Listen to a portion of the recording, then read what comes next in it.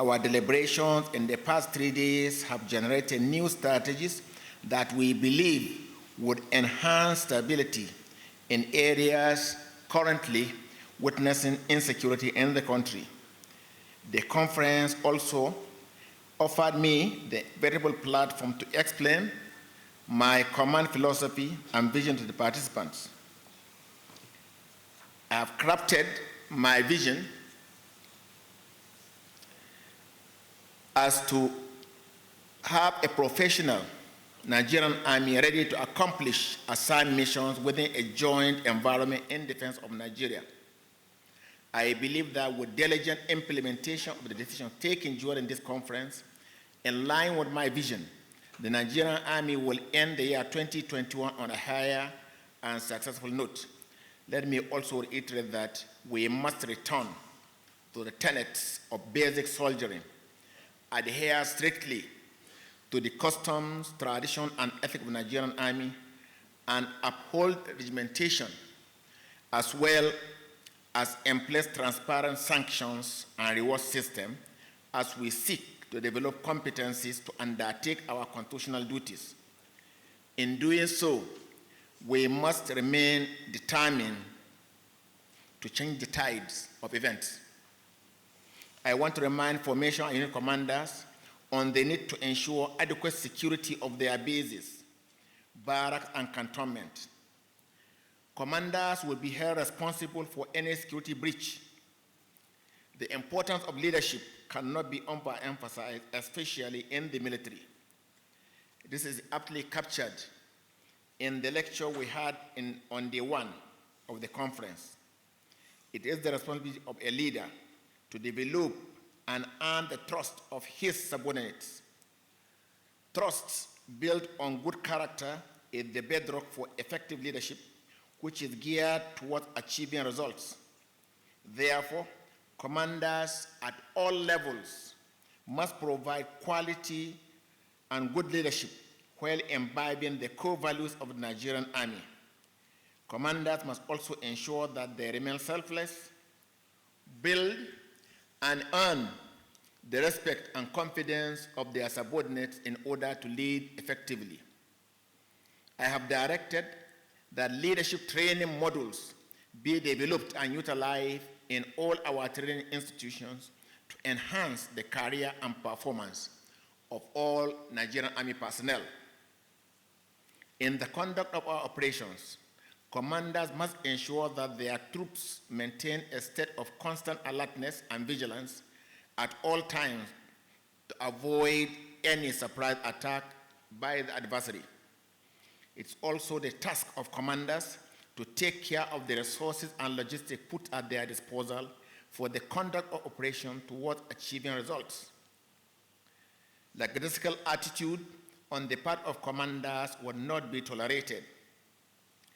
Like I've always said, failure is failure, irrespective of the circumstances. To that end, I have directed the appropriate departments to come up with modalities for the evaluation of the performance of commanders in the course of their command. Additionally, commanders must continue to cooperate and work in synergy with our sister services, other security agencies, and stakeholders while developing novel processes, strategies, and tactics to overwhelm the enemy using both kinetic and non-kinetic approaches.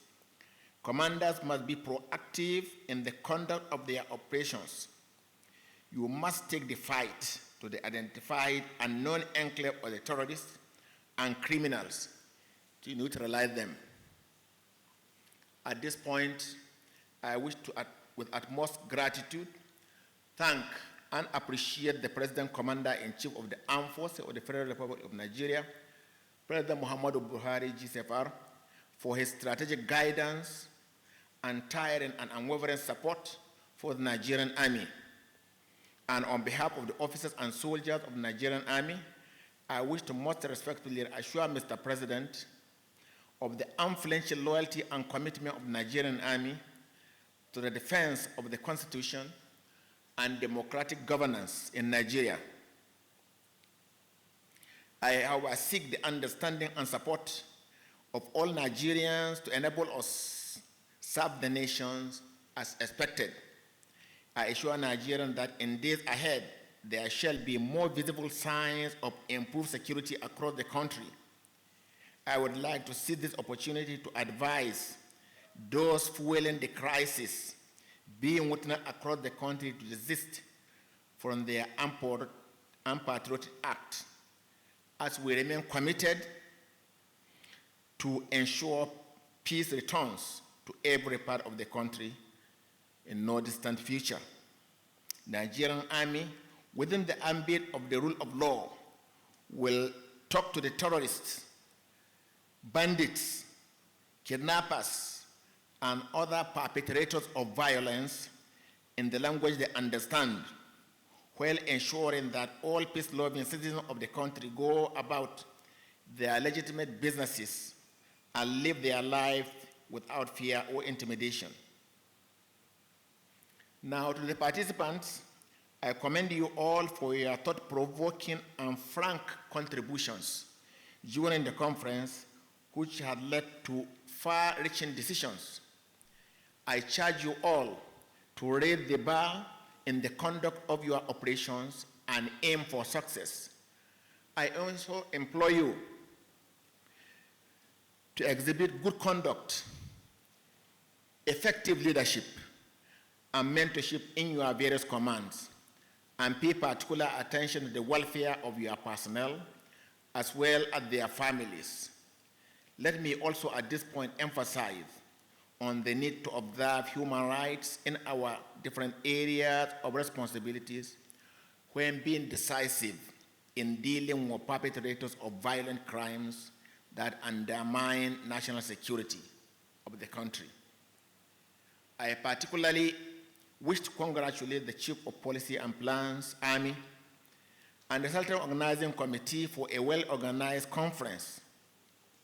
To the press, I want to appreciate you all for keeping faith with us and to request that you continue to support the efforts of the Nigerian Army in ensuring that the country is safe and secure for all.